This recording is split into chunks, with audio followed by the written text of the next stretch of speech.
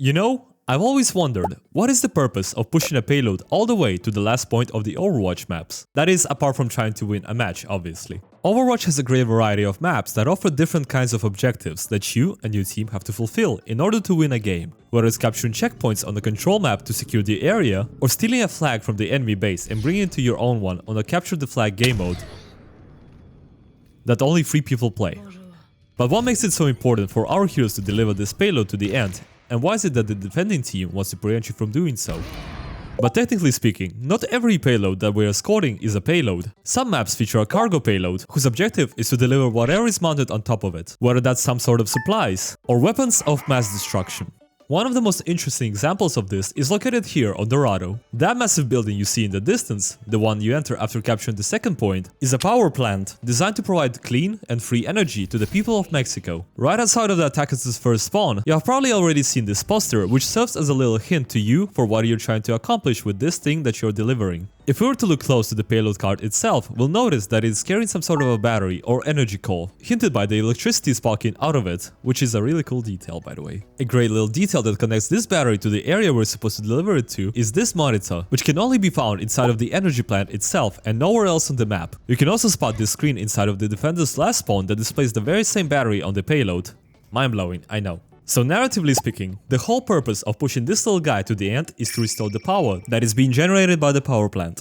Technically speaking, they already have the power on, as you can see here or here. So we are either getting scammed by doing all this, or it's probably done for aesthetic and gameplay reasons.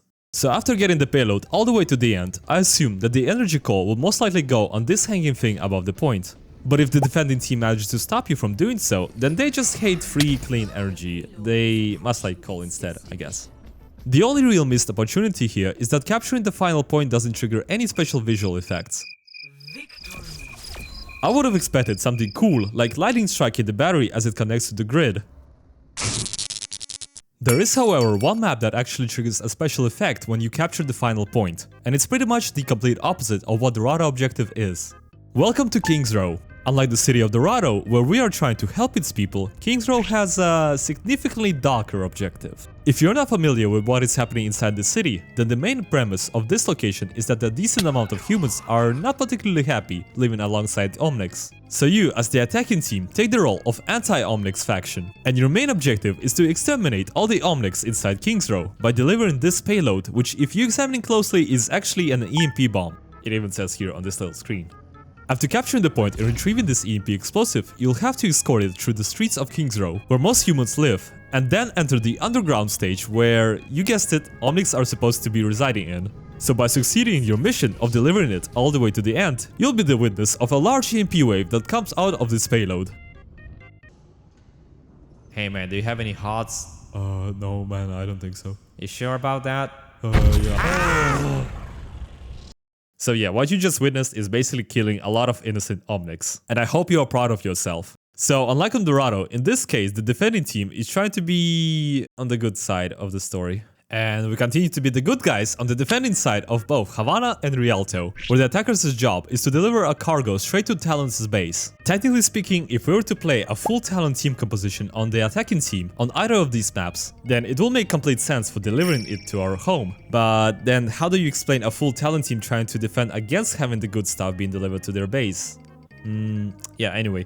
By looking closely to where the payload on Havana starts at, we can see it being next to the charging station. And conveniently enough, 2 large batteries are loaded onto the cart that need to be delivered inside this Talon fort, which are then most likely used to power this entire place, as we can see some generators installed around this area, as well as the very same batteries around the gates. However, that was not always the case. Before the Havana rework in Season 13, the cart instead had 2 kegs of rum loaded onto it, which long story short were used for money laundering by Maximilian and Talon.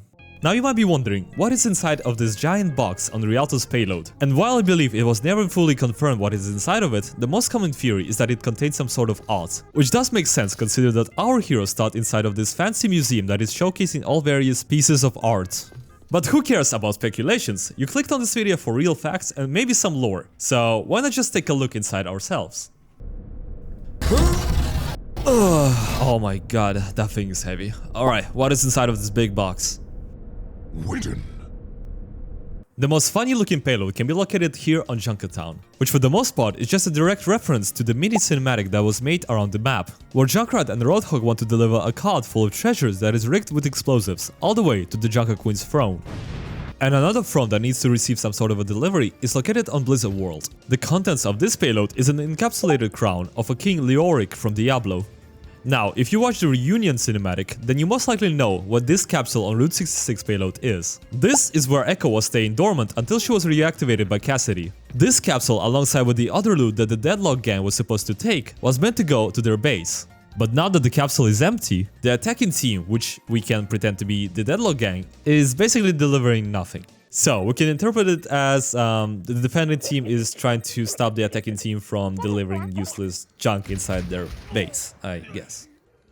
The similar story happens here on Numbani, where this payload used to contain Doomfist's gauntlet, which we were supposed to escort all the way to the Numbani museum. However, since the release of Doomfist and still to this day, we're essentially delivering nothing to the museum. There is this container we can see in the present day Numbani map, however, I believe it is unknown what is exactly inside of it. Hey, maybe it's a mini nuclear bomb, who knows.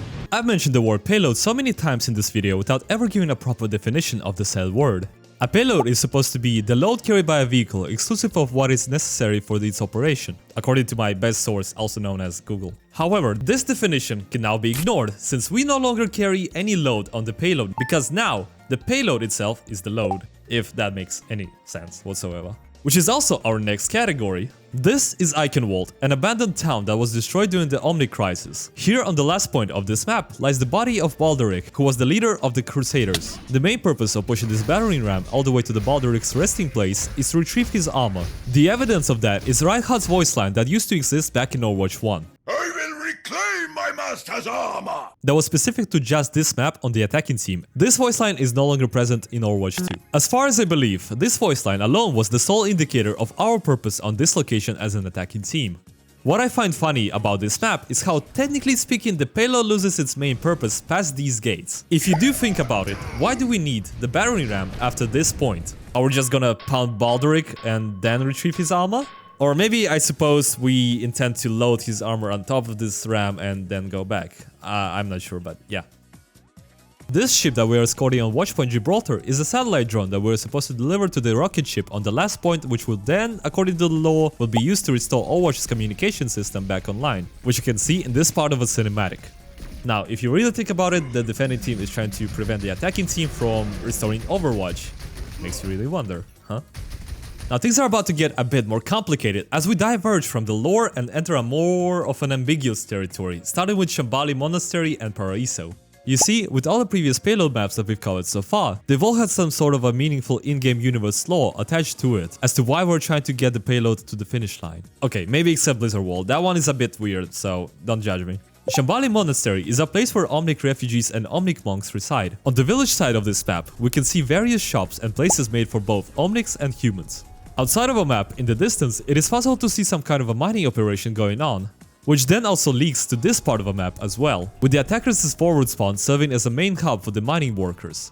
By looking around the map, you can also notice a variety of construction and mining equipment. However, past the second point, we enter the monastery section of this location, which is also the last point that the attackers have to capture. If you're to walk around this part of a map, you will not notice a single piece of a mining equipment or any hint of any excavation or mining being done, unlike the previous parts of the map. This vehicle that we're supposed to push to the end looks suspiciously like a construction vehicle. If we pay close attention to the colors and the equipment we can see around the map, we can spot some similarities, which might be hinted towards the humans who are working on this location wanting to start excavation and mining work around the monastery as well. So in other words, as I see it, we're most likely trying to disturb the Omnic monks by starting to drill holes in the walls around the monastery area. Not very cool, guys. Whew, well, that was a hard thing to observe and explain. Now, what was the other map we had to look at? Oh, Paraiso?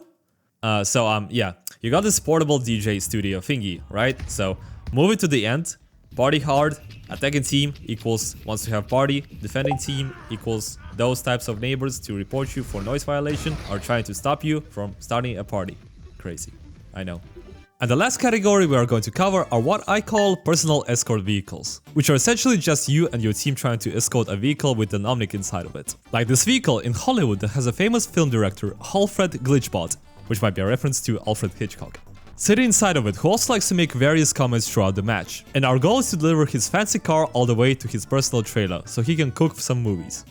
Circuit Royale is a bit of a weird one due to the fact that there's a bit of inconsistency and uncertainty going on. You see, this racing car in front of the spawn is called Turbatron, which is one of the racers that we can see here on the leaderboard. This racing car inside of Defender's first spawn is also Turbatron, and after capturing the second point of the map, the attacking team gets access to the forward spawn located right here, and inside of it, you guessed it, it is the same racing car, which should not even be inside of this garage in the first place if you look at the names above the garage doors.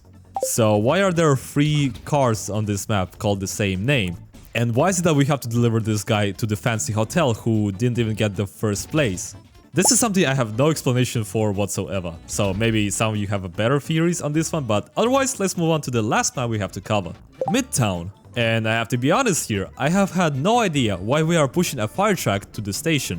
That is until I've done some research years after this map came out. In other words, today as I am writing the script.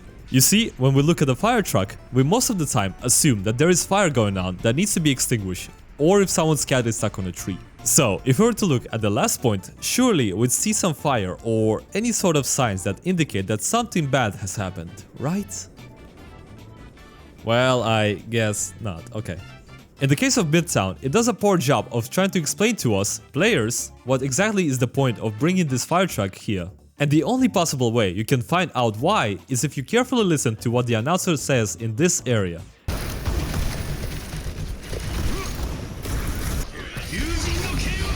Oh, what? You cannot hear the announcer? No problem, let me fix that. There we go. Maintenance Team 2 to Track 19. Urgency A4. 1041 at Grand Central Station, Track 19, Code 3. So yeah, not only is it almost impossible to hear it, especially when you're having a team fight and most likely blasting music while playing this silly game, but also the Track 19 is not even present anywhere near this area. The only track we can see is Track 14 being mentioned, which also means that the attacking team is pushing this vehicle to a wrong location. This is literally unplayable. Make sure to never vote for this map until it gets properly reworked. Thank you. So, are you going to tell us why we're pushing this bot guy to the enemy spawn? Anyway, remember now that when you're pushing a payload, you're potentially committing some serious war crimes. Thank you to all the YouTube members for supporting my silly ideas and all of you for watching. See you in the next one.